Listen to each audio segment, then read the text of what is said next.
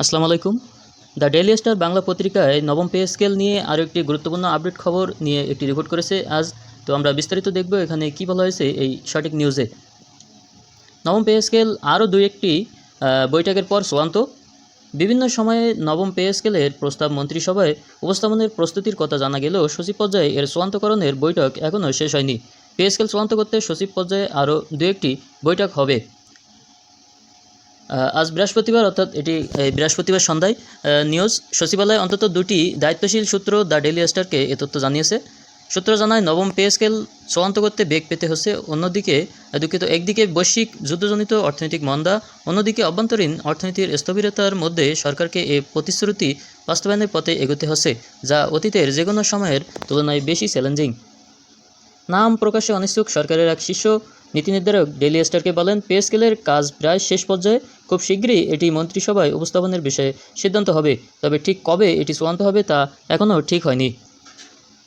এই প্রক্রিয়ার সঙ্গে যুক্ত দায়িত্বশীল একটি সূত্র জানায়, বিচারক ও সশস্ত্র বাহিনীর সদস্যরা বিভিন্ন ক্ষেত্রে সাধারণত নির্বাহী বিভাগের কর্মীদের থেকে বেশি সুযোগ সুবিধা পান।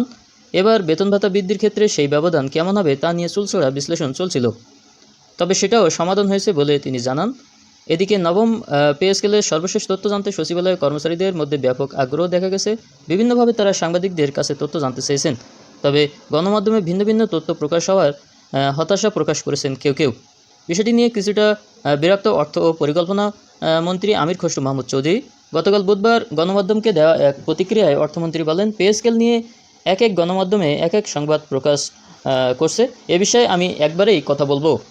উল্লেখ্য, সরকারি কর্মচারীদের নতুন বেতন কাঠামো বাস্তবায়নের সুপারিশ করতে গত 21 এপ্রিল মন্ত্রিপরিষদ সচিব নাসিমুল গনিকে সভাপতি করে 10 সদস্যের একটি কমিটি গঠন করা হয়। বিদ্যমান 20টি গ্রেড বহাল রেখে বেতন ভাতা 100 থেকে 140% বাড়ানোর সুপারিশ করেছিল জাকির আহমেদ খান কমিশন, অর্থাৎ নবম পে কমিশন। এতে সর্বনিম্ন বেতন 8,250 থেকে বাড়িয়ে 20,000 টাকা করার সুপারিশ করা হয়েছে, আর সর্বোচ্চ 78,000 থেকে বাড়িয়ে 1,60,000 করার সুপারিশ করা হয়েছে।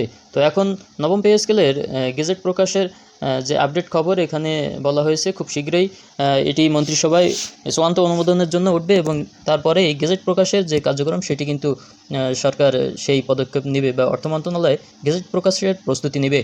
তো অর্থমন্ত্রীর একটি ইঙ্গিত কিন্তু এখানে দ্রুত পে স্কেল বাস্তবায়ন দেওয়ার বিষয়ে গতদিন প্রথম আলোয় ঠিক এরকম একটি খবর প্রকাশ করছিল যে অর্থমন্ত্রী কিন্তু পে স্কেল যে পিছানোর খবর সেটি ভুয়া আসলে, এবং দ্রুত পে স্কেল হবে সে বিষয়ে তিনি একটি ইঙ্গিত দিয়েছিল। তো আশা করি এমনটি হোক। তো পরবর্তী সব আপডেট পেতে অবশ্যই সাবস্ক্রাইব করে, লাইক দিয়ে, কমেন্ট করে অবশ্যই মতামত জানাবেন। ধন্যবাদ।